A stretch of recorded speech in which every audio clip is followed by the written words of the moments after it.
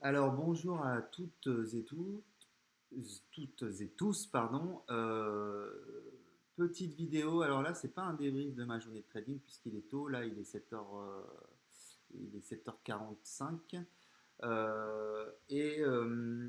Je voulais vous faire une vidéo, donc pas sur mes résultats, mais sur euh, ce que je fais, les rituels, un petit peu de préparation le matin. Alors, comment je prépare ma séance de trading?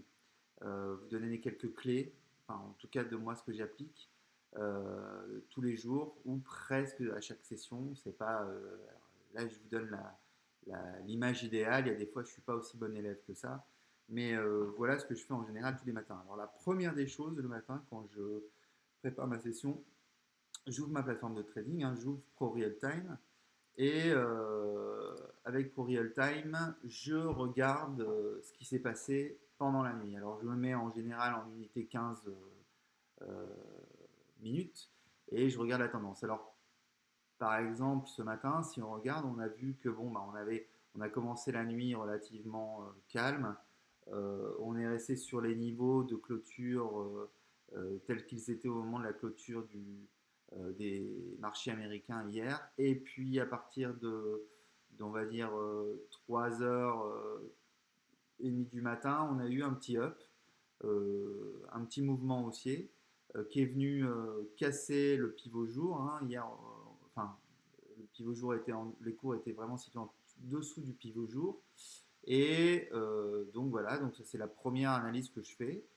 Assez rapidement, je vois aussi qu'on est venu rechercher le dernier plus haut de la séance d'hier. Euh, voilà, et je me rends compte que voilà, depuis 5 heures du matin, on a un peu stagné, et puis là, à 7 heures, on a une première bougie qui est revenue sur le pivot journalier. Alors ça me donne un petit peu la température. L'idée, c'est de juste d'emmagasiner un peu d'infos rapidement, se dire, bah voilà, quelle est la couleur de la journée. Ça me donne une première couleur de la journée. Alors la deuxième chose que je fais pour préparer ma journée, avant de pousser plus loin en détail l'analyse technique comme on dit, c'est de faire une petite analyse fondamentale. Alors je me dis, bah, qu'est-ce qui se passe aujourd'hui, vendredi euh, 28 août? Qu'est-ce qui va se passer? Et pour ça, je vais voir le calendrier économique. Alors, bon, je fais pas de pub, hein, mais moi, ce que j'utilise, c'est Forexagone, parce que je trouve que leur calendrier économique est bien fait. Donc, vous tapez Forexagone calendrier et vous allez avoir un lien assez rapide. Et je trouve qu'il est pas mal intuitif, il est assez à jour, donc c'est souvent là-dessus que je me base. Alors, vous voyez ici, dans la barre de menu sur le côté, vous pouvez paramétrer comme vous voulez. Vous avez les devises à afficher. Donc, moi, j'utilise uniquement l'Europe et l'US dollar. Enfin, donc tout ce qui va être, on va dire, news ou indicateurs économiques qui vont être publiés sur la journée concernant l'Europe et les US. Je retire en bas sur l'importance des datas, tout ce qui est informatif et faible, et je garde en fonction de mon humeur ces trois indicateurs exceptionnels, élevés et moyens. Donc par exemple aujourd'hui, je vois que bah, il n'y a rien de spécial. Il n'y a rien de spécial qui va animer le marché. On va avoir des indices de prix, on va avoir les dépenses personnelles, on va avoir surtout des indicateurs aux US à partir de cet après-midi, mais il n'y a rien vraiment qui va venir animer la séance Europe le matin. Donc ça, c'est la deuxième chose que je fais. Euh, Ça me permet, pourquoi je fais ça? Ça me permet de voir si on va avoir un marché plutôt volatile. Est-ce que, par exemple, il y a une déclaration de la Fed ou de la BCE? Là, je sais que le marché va se comporter différemment. Est-ce qu'il va y avoir des publications importantes aux US? Voilà, en fonction de ça, ça me donne une deuxième tonalité de la journée. Et enfin, la troisième partie de mon analyse, elle est vraiment un peu plus axée sur l'analyse technique et le côté un peu chartisme de la chose. Donc ce que je fais, c'est que je reviens en général sur mes graphiques et là, je vais commencer à creuser un peu les niveaux. Alors, je remets ma semaine en perspective. En 1 heure, je vois à peu près la tendance de ma semaine. Donc, je me remémore les choses. Ici, début de semaine, on a eu un gros up quand même qui nous a amené en dessous des 13 000 jusqu'à, pour la fin de journée, quasiment 13 180, on va dire, quelque chose comme ça. Voilà, je suis déjà sur le mardi. Mais on voit qu'on a déjà eu un gros mouvement aussi en début de semaine lié aux espoirs d'un d'avoir trouvé un vaccin. Donc ça, c'est un peu ce qui a donné la semaine.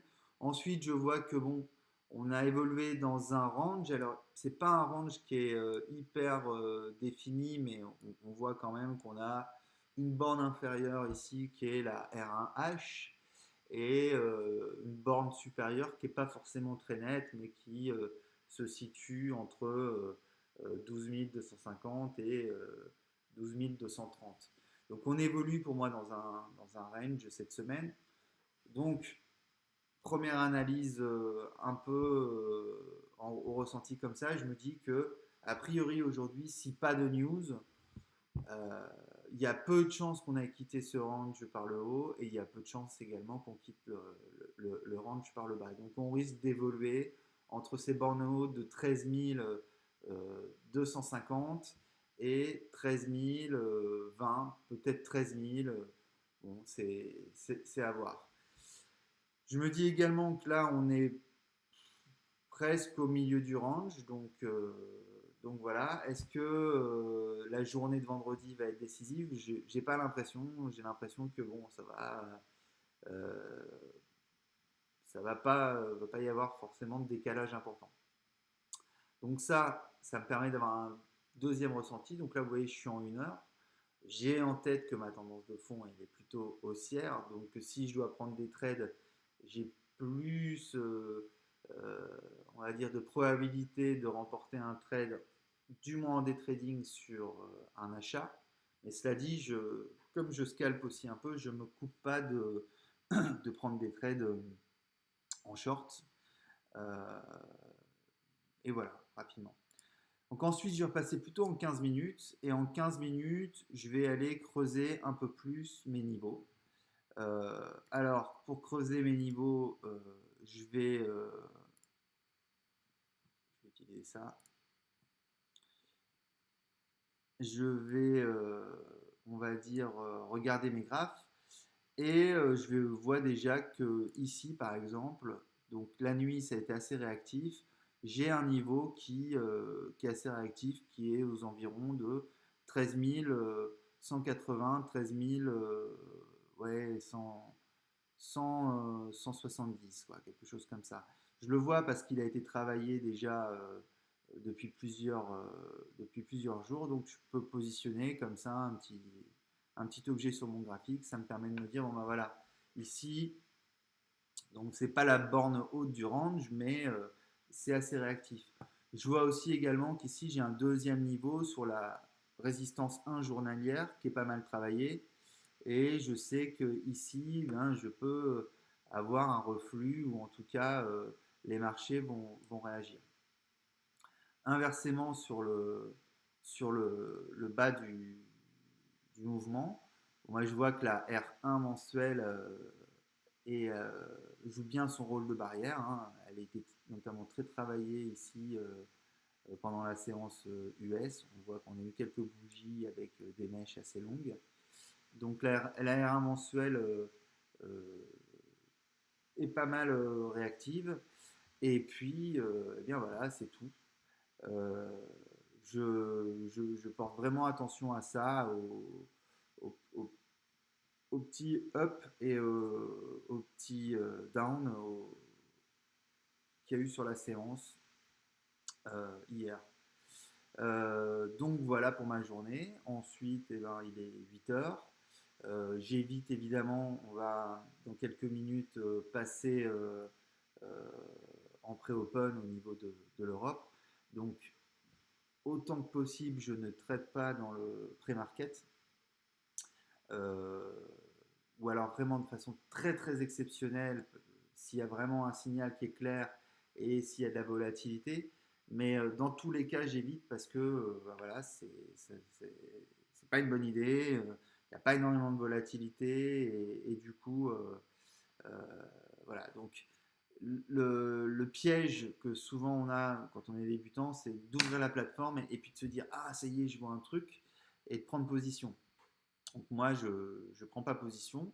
Pour tout vous dire aujourd'hui, je pense que je vais très certainement même pas prendre position à 9 heures. Je vais sûrement regarder les marchés, comment ils se comportent d'essayer de prendre un trade ou deux.